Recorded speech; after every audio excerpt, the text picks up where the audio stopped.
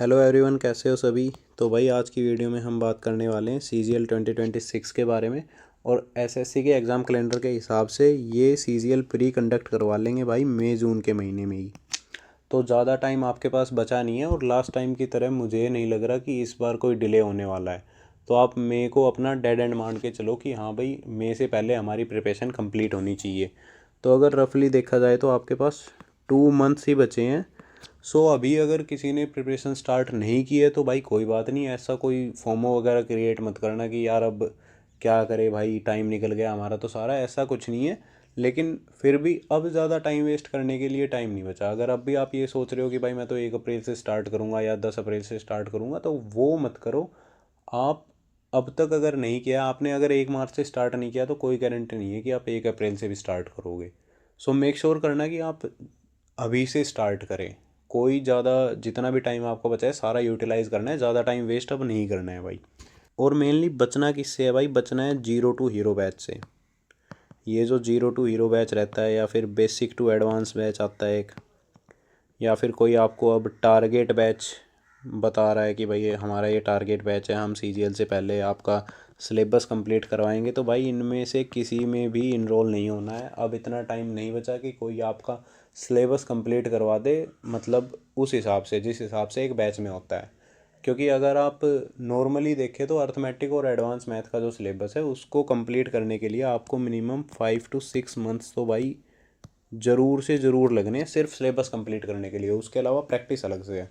तो अब आपको कोई कह रहा है कि वो 2 मंथ्स के अंदर ही आपका सारा सिलेबस कंप्लीट करवा देगा, आपको प्रैक्टिस के लिए भी टाइम बचेगा, तो वो भाई सिर्फ उनकी बैच सेल करने की जो मतलब एडवर्टाइजमेंट का एक तरीका है, सिर्फ वही है, उसके अलावा कुछ नहीं है। आपका इसमें कुछ भी नहीं होने वाला।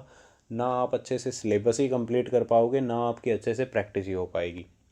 सो मेक श्योर करना कि इन चीज़ों से आप बचें। और भाई मेन चीज़ आपका रिवीजन रहने वाला है। अगर आप ये करके जा रहे हो कि भाई मेरा तो सिलेबस नहीं हुआ है, 100% सिलेबस मेरे को पहले कवर करना है, अदरवाइज़ प्रैक्टिस नहीं कर पाऊँगा, ये है वो है, तो भाई ऐसा मत करना। अगर आप 100% सिलेबस अपना कवर करके जा रहे हो बिना प्रैक्टिस के, और एक दूसरा एस्पिरेंट है जिसने अपना 30-40% ही सिलेबस कवर किया है लेकिन उसने उसकी प्रैक्टिस अच्छे से की है, तो भाई वो आपसे ज़्यादा मार्क्स ले जाएगा आराम से। सो मेक श्योर करना कि आप जितना कवर कर रहे हो वो अच्छी प्रैक्टिस के साथ कवर कर रहे हो। तो इस वीडियो में हम वही देखेंगे कि आपको कहाँ से क्या अप्रोच लेनी चाहिए, ताकि आप ये जो जितना भी टाइम आपके पास बचा है इसको अच्छे से यूटिलाइज़ करके आप एक अच्छा स्कोर कर पाए एग्ज़ाम में। तो मेक श्योर करना कि आप वीडियो कंप्लीट देखें। सो बिना ज़्यादा टाइम वेस्ट किए देखते हैं आपको किस हिसाब से प्रिपरेशन अपनी करनी चाहिए। सो सबसे पहले बात करूँ अगर सिलेबस की, तो भाई मेरे अकॉर्डिंग अब तक सबका सिलेबस कंप्लीट हो जाना चाहिए एक बार तो पक्का। कंप्लीट होने से क्या मतलब है कि भाई जिन्होंने ये टारगेट बैच ले रखे हैं, zero to hero, basic to advance, कोई भी बैच XYZ ले रखा है, तो वो अब तक आपका सिलेबस कंप्लीट हो जाना चाहिए वहाँ पे। अगर वो नहीं भी हुआ है तो भाई उसके कंप्लीट होने की वेट भी मत करो। क्योंकि उनका जो टारगेट बैच है ना, वो टारगेट बैच में आपका टारगेट लेके नहीं चलते कि आपने CGL क्लियर करना है। उनका टारगेट ये रहता है कि हमें प्री से पहले अपना बैच कंप्लीट करवाना है।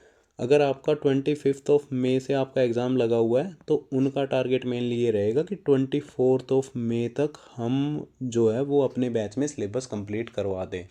और 24 मई तक अगर आपका सिलेबस कंप्लीट हो रहा है तो फिर आपको भाई प्रैक्टिस और रिवीजन के लिए तो आप फिर भूल ही जाओ, मतलब फिर तो वो सारी चीज़ें। तो भाई अभी से जो है अपना रिवीजन स्टार्ट करो, अपनी प्रैक्टिस स्टार्ट करो। अगर सिलेबस साइड बाय साइड चल रहा है, ज़रूरी नहीं है कि आप भाई जो चैप्टर आपके बच गए उनके भी आप मोटे मोटे नोट्स बना रहे हो। कुछ चीज़ें आपको अवॉइड करनी पड़ेगी भाई। सबसे पहली तो ये है कि आपको जो मतलब मन में ये रहता है ना कि भाई टाइम निकल गया, टाइम निकल गया, वो चीज़ें नहीं होनी है भाई। बिल्कुल शांत रह के अपनी प्रैक्टिस करो मैथ्स वगैरह की। दूसरी चीज़ भाई, अब वो लेंथी नोट्स बनाने छोड़ दो भाई। जो मतलब आप जो भी आपने बैच ले रखा है और अब तक बना रहे हो, तो वो नोट्स बनाने की अब नीड नहीं है कि भाई आप एक जो क्लास 1 या फिर 1.5 घंटे की है उसको आप 2-2.5 घंटे में कंप्लीट कर रहे हो। क्योंकि मैंने भी नोट्स बनाए हैं, मुझे पता है कि भाई एक क्लास अगर आपकी 1 आवर की है और उसको आप प्रॉपर नोट्स बना रहे हो, हर क्वेश्चन लिख रहे हो, उनके आंसर की हर एक्सप्लेनेशन लिख रहे हो, तो फिर उसमें आपका 1 घंटे की क्लास को लगभग 2 या 2.5 घंटे में वो आपकी क्लास कंप्लीट होती है।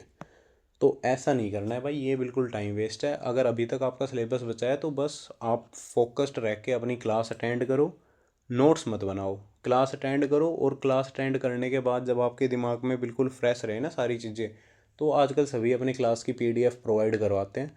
तो वो जो क्लास की पीडीएफ रहेगी, उसके जो क्वेश्चंस हैं वो आप साथ साथ सोल्व करो दोबारा। आपने अभी अभी क्लास अटेंड की है, क्लास अटेंड करने के बाद आप उठ के पानी वगैरह पियोगे, उसके बाद वापस आओ, वो पीडीएफ निकालो और पीडीएफ से सारे क्वेश्चन आप अपनी रफ नोटबुक में सोल्व करो। मतलब साइड में ऐसे यहाँ पे डाल के क्वेश्चन नंबर 1 एंड यहाँ पे वो सोल्व कर दिया, फिर यहाँ पे क्वेश्चन नंबर 2 वो सोल्व कर दिया। तो ऐसे जितने भी क्वेश्चन आपके क्लास में हुए हैं उनको आप वहाँ पे सोल्व करो। उसके बाद जो नेक्स्ट डे क्लास होनी है, उससे 10 मिनट पहले आके ये जो आपने क्वेश्चन सोल्व किए हैं ना, जितने भी मान लो आपके 20 क्वेश्चन करवाए हैं एक क्लास में, तो ये जितने भी क्वेश्चन सोल्व किए हैं इनको एक बार रिवाइज करो। तो ऐसे चलने दो। अब अगर आप नोट्स बनाने लग गए तो भाई फिर बहुत ज़्यादा टाइम वेस्ट हो जाएगा, उसके चक्कर में रिवीजन और प्रैक्टिस जो सबसे मेन है वो नहीं हो पाएंगे।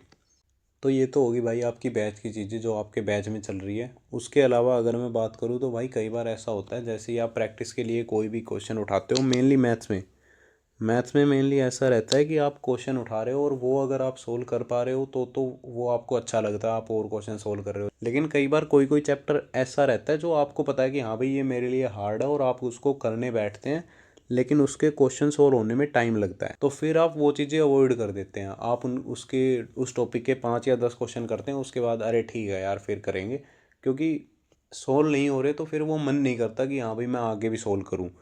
तो भाई वो चीज़ बिल्कुल नहीं करनी है। जो भी टॉपिक आपको हार्ड लग रहा है, जो आपका माइंड ये कह रहा है कि यार ये तो बहुत हार्ड है, ये क्वेश्चंस तो नहीं हो रहे, तो भाई उनको फिर ज़रूर से ज़रूर करना है उनको। बल्कि अगर आप रैंडम किसी टॉपिक के 50 क्वेश्चंस कर रहे हो तो फिर उनके आपको 100 क्वेश्चन तक करने हैं पक्का, ताकि अगर एग्ज़ाम में बाई चांस वहाँ से 2 या 3 क्वेश्चन फंस जाए तो कोई दिक्कत नहीं हो, आप आराम से उनको सोल्व कर पाए।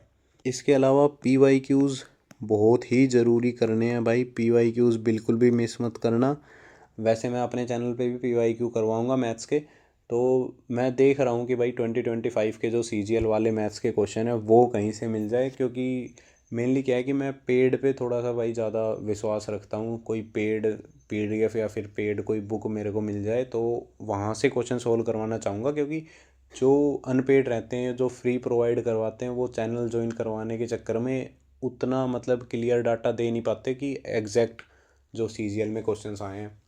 बाकी देखता हूँ वो आपको अपडेट मिल जाएगी वीडियो के थ्रू कि हाँ भाई ये CGL के लिए क्वेश्चंस हैं, तो वो आप देख सकते हो। अदरवाइज़ आपके पास कोई सोर्स है तो वहाँ से PYQs आपको ज़रूर से ज़रूर लगाने हैं, इनको बिल्कुल भी मिस मत करना। ये हो गया भाई आपको क्या अवॉइड करना है मेनली, और किस पे आपको ज़्यादा फोकस रहना है। उसके अलावा अगर अब तक किसी का सिलेबस कंप्लीट नहीं हुआ है तो भाई वो मैं बता भी चुका हूँ। अगर आप बैच से कर रहे हैं तो फिर आप वो पहले वीडियो देखो, फिर उसके बाद उसके क्वेश्चन सोल्व करो। नेक्स्ट डे आप 10-15 मिनट उसका रिवीजन करके दोबारा वीडियो देखो। तो उस हिसाब से करो, लेंदी नोट्स मत बनाओ। लेकिन अगर किसी के पास बैच वगैरह नहीं है तो भाई जो कोई भी आपने प्रैक्टिस बुक ली है मैं अपनी मैथ्स की प्रैक्टिस के लिए, उसके इंडेक्स में आपको सभी चैप्टर्स के नाम मिल जाते हैं और वो सीक्वेंस वाइज ही अरेंज रहते हैं। ऐसा मत करना कि आप पहले मतलब आपको परसेंटेज भी नहीं आता, प्रॉफिट लॉस भी नहीं आता, लेकिन आप प्रॉफिट लॉस पहले कवर कर रहे हो। ये मत करना। जो उसकी सीक्वेंस देखना और अपनी रफ नोटबुक या फिर कोई भी एक पेज ले लेना, उसमें उन सारे चैप्टर्स के नाम लिखने हैं भाई जो आपको नहीं आते या फिर आपके वीक हैं, जिनको आपको रिवाइज़ करने की बहुत ज़्यादा नीड है। फिर उनको यूट्यूब पे जो भी टीचर आप फॉलो करना चाहें, भाई अभिनय सर हो गए और गगन प्रताप सर हो गए, एक मैथ्स मेनिया करके है वो भी भाई अच्छा पढ़ा रहे हैं, तो उनमें से किसी का भी यूट्यूब चैनल आप जाके ज्वाइन कर सकते हो। वहाँ से उन टॉपिक को जो भी आपने अपनी रफ नोटबुक में लिखे हैं उन सभी को कवर करना है और फिर उसके बाद उनकी प्रैक्टिस करनी है। तो इस हिसाब से अपना सिलेबस कंप्लीट करना है। उसके अलावा कैलकुलेशन स्पीड आपकी इम्प्रूव होनी चाहिए भाई। कैलकुलेशन स्पीड बहुत ही मैटर करती है। और कैलकुलेशन स्पीड कैसे इम्प्रूव होगी, मैंने मेनली कैसे की थी कि भाई ठीक है आज मैं 30 क्वेश्चंस का टारगेट लेके चल रहा हूँ और पेन रख दिया साइड में। 30 में से कम मेरे को 20 क्वेश्चंस बिना पेन उठाए करने हैं। तो इस चक्कर में मैंने अपनी जो कैलकुलेशन स्पीड है वो इम्प्रूव करी थी, लेकिन बहुत टाइम लग गया था। आप वहाँ से कैलकुलेशन स्पीड अपनी इम्प्रूव कर सकते हो। उसके अलावा स्क्वायर और क्यूब्स की मैं बात करूँ मैथ्स में, तो भाई 30 तक आपको स्क्वायर मिनिमम याद रहने चाहिए। फिर उसके बाद 50 का बेस मान के जो स्क्वायर सोल्व करने रहते हैं उनको आपको ज़रूर से ज़रूर याद करना है। फिर आपको 100 बेस मान के जो 100 से कम है, 100 से ऊपर इतने नहीं आते, लेकिन 100 से कम आने के ज़्यादा चांसेस रहते हैं। तो 100 के नीचे वाले भी फिर आपको कवर करने हैं। उसके अलावा अगर क्यूब्स की बात की जाए तो 20 तक आपको मेनली क्यूब्स भी याद रहने चाहिए भाई, क्योंकि ये चीज़ें आपको कैलकुलेशन स्पीड इंक्रीज़ करने में बहुत ही हेल्पफुल रहने वाली हैं। सो इनको ज़रूर से ज़रूर करना है। सो भाई ये तो होगी आपकी सिलेबस की बातें कि जितना भी आपका बचा हुआ सिलेबस है वो आपको किस हिसाब से कंप्लीट करना है। लेकिन अगर आप पहले ही अपना सिलेबस कंप्लीट कर चुके हो और फिर भी आपको ऐसा लग रहा है कि यार अब भी प्रैक्टिस में जो क्वेश्चन है वो सोल्व नहीं हो पा रहे हैं अच्छे से, या फिर मैथ्स वाला जो पोर्शन है वो मॉक टेस्ट लगाते टाइम सारा टाइम उसी में चला जाता है, बाकी सेक्शन के लिए टाइम नहीं बचता, तो भाई फिर आपकी प्रैक्टिस में कमी है। और प्रैक्टिस किस हिसाब से करनी है, तो भाई मॉक टेस्ट ये बिल्कुल भी प्रेफर मत करना। अगर आप प्रैक्टिस के लिए डायरेक्ट मॉक टेस्ट प्रेफर कर रहे हो तो भाई बहुत ही गलत चीज़ कर रहे हो। मैं ये नहीं कह रहा ये इंपॉर्टेंट नहीं है, बहुत इंपॉर्टेंट है भाई, आपको लगाने भी है। लेकिन 20-25 दिन के लिए इन पे डिपेंडेंट मत रहो आप। मैं ये नहीं कह रहा 20-25 दिन में एक भी मॉक टेस्ट मत लगाओ, आप मॉक टेस्ट लगा लो लेकिन डेली भी मत लगाओ। आप 2 या 3 दिन में एक मॉक टेस्ट लगाओ। अभी सिर्फ 20-25 दिन की बात है, ज़्यादा दिन की बात नहीं है। और ये मैं क्यों कह रहा हूँ, क्योंकि भाई मान लो आपने दिन के 4 सेक्शनल मॉक लगा लिए मैथ के, 4 बहुत ज़्यादा बता रहा हूँ, 4 सेक्शनल मॉक ही आप मैक्सिमम लगा सकते हो। अगर आप 5 या 6 सेक्शनल मॉक लगाने जाओगे दिन के मैथ्स के, तो फिर आपको बाकी सब्जेक्ट के लिए कोई भी टाइम नहीं बचने वाला है। तो अगर आप 4 सेक्शनल मॉक लगा रहे हो तो उसमें आप 100 क्वेश्चन कवर कर रहे हो। और 100 क्वेश्चंस में भी एक चैप्टर से अगर मैं बात करूँ तो मैक्सिमम 10 क्वेश्चंस एक चैप्टर से कवर करोगे। और भाई एक दिन में अगर आप एक चैप्टर से 10 क्वेश्चन ही प्रैक्टिस कर रहे हो तो वो बहुत कम है, वो आपको कभी भी बेनिफिशियल नहीं हो सकता। सो अभी के लिए बस 20-25 दिन के लिए आप मॉक टेस्ट प्रेफर मत करो। आप वो बुक उठाओ जो आप प्रैक्टिस के लिए परचेज़ करके लाए हो मैथ्स की, और उससे मिनिमम डेली के 100 क्वेश्चन सोल्व करो।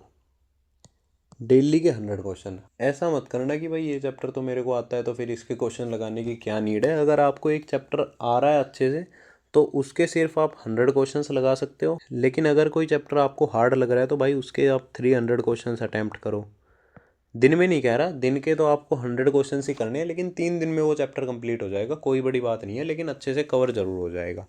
और भाई ये 100 क्वेश्चंस को अटैम्प्ट करने में मेरे को 2 या फिर 2.5 घंटे का टाइम लगता था मेनली। लेकिन अगर आपको इससे कम लग रहा है तो फिर भाई आपको 100 की जगह आप 150 क्वेश्चंस अटैम्प्ट कर लो। मतलब बात ये है कि आप 100 मिनिमम है, उसके ऊपर आपका जितना मन हो उतने क्वेश्चंस आप अटैम्प्ट कर सकते हो।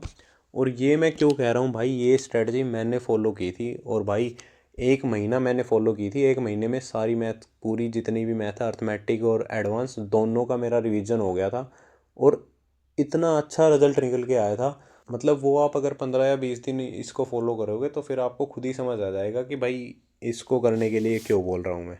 डेली 100 क्वेश्चंस करने हैं। जो चैप्टर आपको नहीं आ रहा, मतलब आपको तब तक क्वेश्चन सोल्व करने हैं, जैसे मान लो आज आप ये 100 क्वेश्चन सोल्व करने लगे हो, आपको अपनी एक्यूरेसी लेके चलनी है भाई 90% की।